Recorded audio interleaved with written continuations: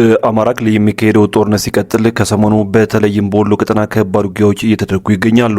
ትናንት ምሽት ፋኖ የደሴ ከተማን መክበቡን ሲያስታውቅ ዛሬ አዳሩንም የፋኖ ኃይሎች ወደ ከተማው ዘልቀው መግባታቸው ተነግሯል። ከዚህ በተጨማሪ አዳሩን ጊራና፣ ወረባቦ፣ ቃሊም፣ ሲልኮ፣ ገንፎ ጨፌና ወርጌሳ በፋኖ ቁጥጥር ስር መግባታቸው ተረጋግጧል። በዝርዝር እንመለከተዋለን። በትናንቱ የመረጃ ጊዜያችን የኤርትራ ኃይሎችና በደብረጽዮን ገብረ ሚካኤል የሚደገፉት ጀነራሎች በራማ ተገናኝተው እንደነበር ዘግበን ነበር። ይህን አስመልክቶም የኤርትራው የመረጃ ሚኒስትር አቶ የማነ ገብረ መስቀል ምላሽ የሰጡ ሲሆን ይህን የተመለከቱ አንዳንድ ሰዎችም ነገሩን ነጭ ውሸት ሲሉ አስተያየታቸውን ሰጥተዋል።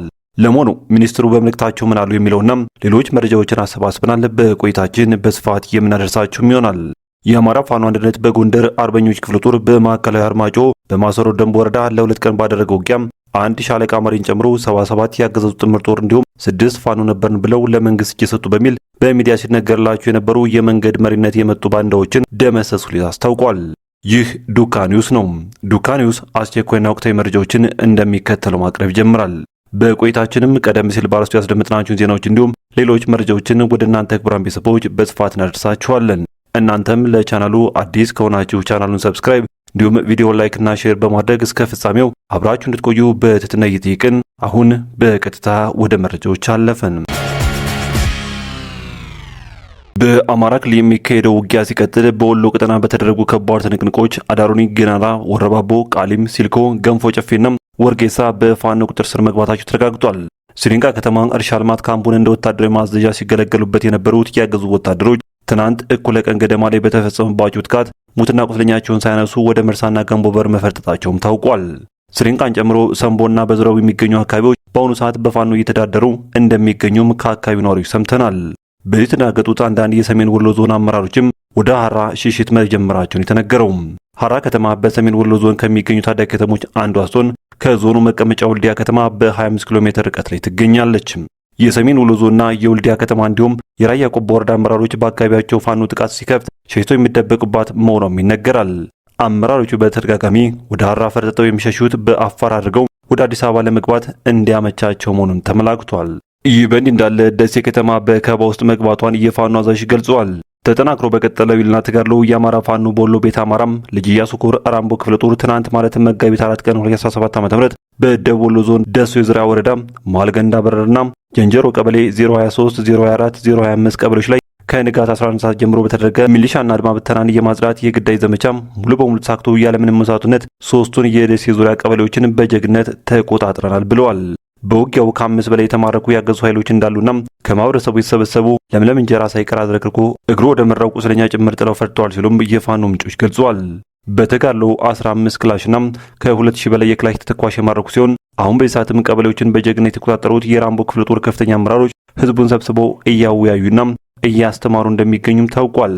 ደሴ ከተማን ከጠላት ቁጥጥር ነፃ ለማድረግ የሚደረገው ዙሪያ ከበባም የመጀመሪያው ምዕራፍ በጥሩ ጅማሮ ተጀምሯል የሚሉት የፋኖ አዛዦቹም ከደሴ ከተማ በቅርብ ርቀት ላይ ሰፍረው ሰኞ ገበያን አሻግረው እየተመለከቱ እንደሆነ በቅርቡም ወደ ደሴ ከተማ እንደሚዘምቱን የተነገረው።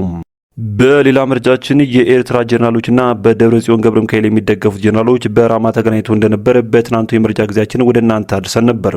ይህን አስመልክቶም የኤርትራው የመረጃ ሚኒስትር አቶ የማነ ገብረ መስቀል ምላሽ ሰጡ ሲሆን ይህን የተመለከቱት አንዳንድ ግለሰቦችም ነገሩን ነጭ ውሸት ሲሉ አስተያየታቸውን ሰጥተዋል።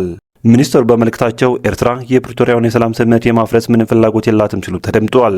የኤርትራ ጦር በኢትዮጵያ ትግራይ ክልል አለ የሚለውና ተደጋጋሚ የሆነ በተወሰኑ አካላት የሚነሳው ውንጀላ ፍጹም ሐሰትና ግጭት ለመቀስቀስ ምክንያት ለመፍጠር ነው ያሉት አቶ የማነ ገብረ መስቀል የኤርትራ ወታደሮች ሙሉ በሙሉ በሉዓላዊ ግዛታቸው ውስጥ ተሰማርተው ይገኛሉ ሲሉ ገልጸዋል። ይህን ተከትሎም አንዳንድ ሰዎች የተለያዩ አስተያየቶችን የሰጡ ሲሆን በተለይም በቅርቡ አንድ የአውሮፓ ህብረት ሴክሬታሪ ያወጣቸው መረጃም በማጣቀስ የሚኒስትሩን መግለጫም ነጭ ውሸት ብለውታል። ሴክሬታሪዋ በቅርቡ ባጋራቸው መረጃም የኤርትራ ኃይሎች በትግራይ አንዳንድ አካባቢዎች እንደሚገኙና በተለይም በሴቶችና ወጣቶች ላይ ያስገድዶ መድፈር እንዲሁም ሌሎች ጥቃቶችን እያደረሱ እንደሚገኙ ለዓለም ይፋ አድርገው ነበር። የኤርትራው ሚኒስትር አክለውም ከዚህ ቀደም በብዙ አጋጣሚዎች በማያሻማ መልኩ እንደተገለጸው ኤርትራ የፕሪቶሪያን የሰላም ስምምነት ለማፍረስ ምንም ፍላጎት የላትም ካሉ በኋላ በመሰረቱም ስምምነቱ የኢትዮጵያ የውስጥ ጉዳይ ነው ብለዋል። በተመሳሳይ ኤርትራ በህወሓት የፖለቲካ አጀንዳዎች ላይ የተፈጠረውን የውስጥ ሽኩታ የማባባዝ ፍላጎት የላትም ያሉ ሲሆን ይህም በትግራይ ህዝብ ላይ አላስፈላጊና ሊወገድ የማይችል ስቃይ ያስከትላል ብለዋል። በቀይ ባህር ዙሪያ የተለያዩ የኢትዮጵያ ፖለቲካ ኃይሎች ሌት ተቀን የሚያወጡት የማያቋርጥ ግጭት ቀስቃሽ መግለጫዎች ካላስፈላጊ ውጥረት አባባሽ ምክንያት ሆነው ቀጥለዋል ያሉ ሲሆን ይህ ያለምንም ማወላወል በጠንካራ ሁኔታ መወገዝ አለበት ሲሉም የኤርትራው የመረጃ ሚኒስትር አቶ የማነ ገብረ መስቀል በማህበራዊ ትስስር ገጻቸው ባጋሩት መልእክት አስታውቀዋል። ክቡራን ቤተሰቦች መረጃችን ሲቀጥል በሁሩ ጉሩ ወለጋ ዞን አቤት ደንጎሮ ወረዳም የኦሮሞ ሚሊሻ ቄሮና የኦሮሞ ልዩ ኃይል አባላት በመጣመር ባደረሱ ጥቃት በጎርቴ ቀበሌ የአንድ አማራ ቤት ከነ ንብረቱ ሙሉ በሙሉ ወድሟል ተብሏል። እነዚህ በጥምረት የሚንቀሳቀሱ የኦሮሞ ኃይሎች በግፍ ንብረት ካወደሙ በኋላም ቄስ ቀላድ የምትባል ቦታ ተፈናቅለው የነበሩና በጊዜያዊነት በሰራ ቤት እየኖሩ የነበሩ አማራዎችም ላይ ጥቃት በመፈጸም በዚህም የአማራዎች ሀብትና ንብረት ማቃጠላቸውን ከአካባቢው ደርሰን መረጃ ያሳያል። እንደ ምንጮች ገለጻ ከሆነም በቀጣይም በኦሮሚያ ክልል ሁሩ ጉሩ ዞን ደቢስ ቀበሌ በአማሮች ላይ ትኩረት ያደረገ ጥቃት ለመፈጸም እንቅስቃሴ እያደረጉ መሆናቸውን ጠቁመዋል። የአገዛዙ ኃይሎች በአማሮች ላይ የሚፈጽሙትን ጥቃት እንደ አዲስ ጀምረዋል የሚሉት የመረጃው ምንጮች ባለፈው ሳምንት አረንጋባ በምትባል መንደር ውስጥ በመግባት 2 አማሮችን በአሰቃቂ ሁኔታ መግደላቸውን ተናግረዋል። ከዚህ በፊት በተከታታይ በተፈጸመ ጥቃት በመንደር ውስጥ የሚኖሩ የአማራ ተወላጆች ንብረት ማውደማቸውም ታውቋል።